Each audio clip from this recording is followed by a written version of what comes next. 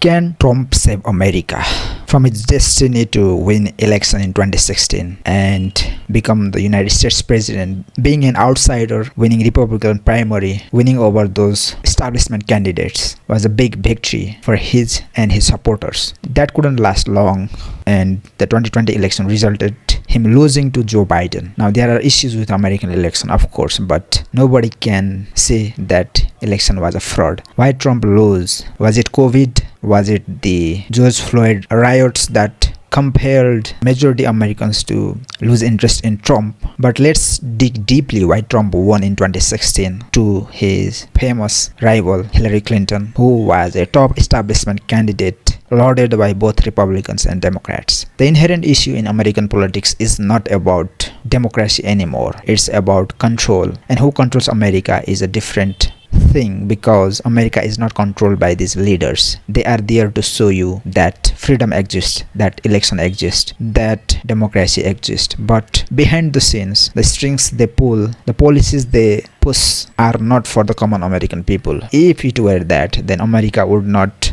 descend into such a chaotic place. Let's see it from perspective of endless wars that America has got itself into, like war against terrorism since 9/11 attack has not only resulted in trillions of dollars from American taxpayers to go in the hands of military industrial complex, which is controlled by the American elites, and the politicians are rewarded for such wars, the likes of George W. Bush, Barack Obama, and the exception was Trump. He did not initiate any kind of new war on new fronts, but he could not do anything to stop such ongoing wars because he was handed down the same American state as they were years ago. So talking about Trump, it's not only the foreign policies or endless wars or America's intervention in almost every countries in the world. It's also about the internal domestic policies, domestic politics in America, which is far from unity. Americans are now more divided than ever because on so many issues of economy, education,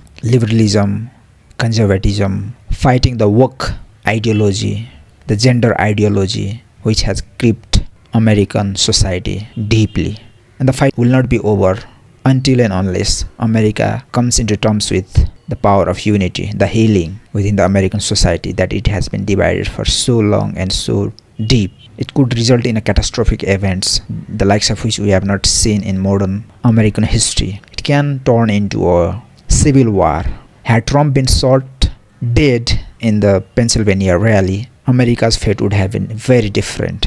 But God had another plan. He was being saved, I think. And could he save America now? Can he fight the establishment and the deep state that is being controlled and run by the wealthy real owners of America? And who will support Trump in carrying out his mission to restore America to its glory days, to make America great again? Is his slogan to rile up the bases, the neglected, discarded people in America, the blue-collar job people, the people who value their culture, their religion as a top priority, who believe in God, who believe in educating children, good manners that drips from the core values of religion, Christianity, and so many things of history. History is not to be mocked. History should be read. Of course, there will be many events in country's history where it has carried out heinous crimes against other people, maybe people of color, race, but that does not mean history should be burned and statues of American founding fathers should be demolished, which the Democrat liberal ideology hates from the gut.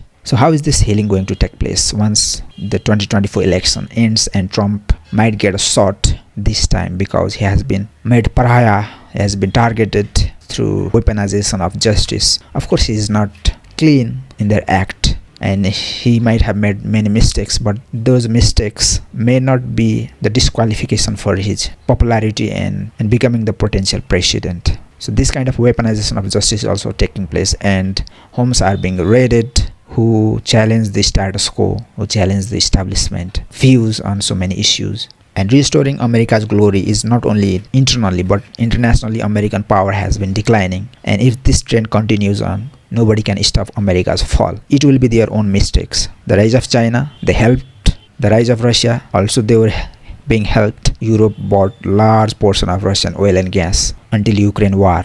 and China-Russia alliance poses a big threat in and of itself.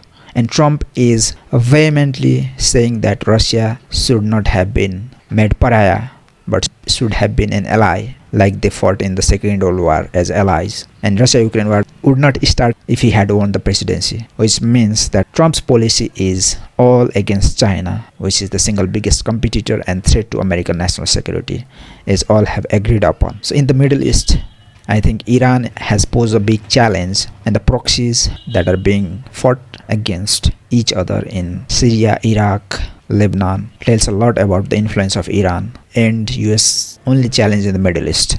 And Israel and the US are aching for war against Iran, total all-out war against Iran, which could be worst nightmare that the world has ever seen if the escalation is to be directed towards direct confrontation with Iran. So that is also a huge challenge for the United States. But Trump's policies, how it is going to affect the new American foreign policy. Will Trump be able to carry out all the horrific wars, endless wars that is costing a lot of money, trillions of dollars of money in American people's back, to engage in a peaceful and dominant way instead of reckless confrontation or military intervention, if their agenda is to be the number one superpower, number one economy, number one influence of global scale to continue on? Inflation has wreaked havoc across the world, especially American people are also suffering. So most of the major advanced economies are also suffering from inflation, cost of living crisis is worsening, and market crash is on the horizon. This means a lot of pain and trouble will come on their way. If at this time as well, in the name of saving economy, everybody is being saved from Wall Street to wealthy bankers, the same thing will continue, and Trump will not have done many things as he declared, as he addressed to be done in a right proper way. Because if you look at the national debt of America, $35 trillion and counting, and cost of servicing that debt is also increasing, meaning that future American generation will be pushed to their limits to pay that debt, and new generation is already facing huge problems of not meeting their living standard but becoming worse off than their parents. Could America lead us into third world war if Trump wins? Could that happen? Or is just Trump bluffing against China to get upper hand in trade negotiations and the intellectual property theft? Maybe that is another question that Americans want China to pay for. And what will be the relation with Russia? These are some interesting questions. I think Trump has outlined Russia-Ukraine war will be finished within 24 hours of his presidency. That will be his biggest goal, so to speak, to bring Russia back into their sphere to counter against rising China. Contrary to all the beliefs that Trump would end us all with third world war after the 2016 election, that did not happen. Rather, he signed bilateral agreements with North Korea. He met Kim Jong-un twice. That means developments were happening on the right path, but he was not able to, let's say, guarantee anything to the world or the American people, but he was on the right track. And in the Middle East as well, he had Abrahamic Accord to Arab nations to solve the Middle East problems, as Middle East is always on the brink of war. It's just a matter of when things escalate, how terrible are things gonna be to the world. So illegal immigration is another challenge that America faces, with the likelihood of continuing the Ponzi scheme that American economy has fallen for. It needs more people to carry out businesses, to carry out consumption, to carry out insurance industries, big pharmaceutical industries, profit. So a declining population is not good for any country or any economy. So that's why they might have made the American border in the south porous to take illegal immigration, where they might have ended up with millions of illegal immigrants as refugees. So that also poses a lot of threat to the American citizens, because they cannot think of their wages becoming stagnant or even lower because of the illegal immigration, because that will put pressure on the job market, and Americans will lose value because jobs will be taken for cheaper wages.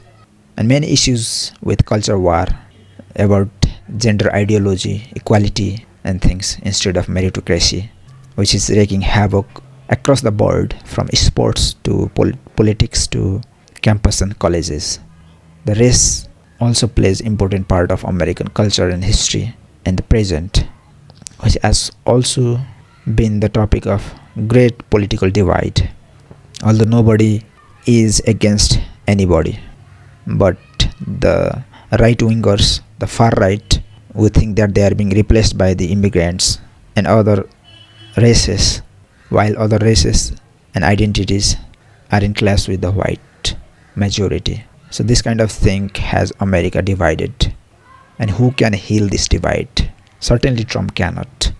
And he will not be able to, because he will be targeted from the day one he announced his presidency in 2016 and is still continuing on. Can he alone fight the deep establishment? And how can his policies affect the international world is of great mystery.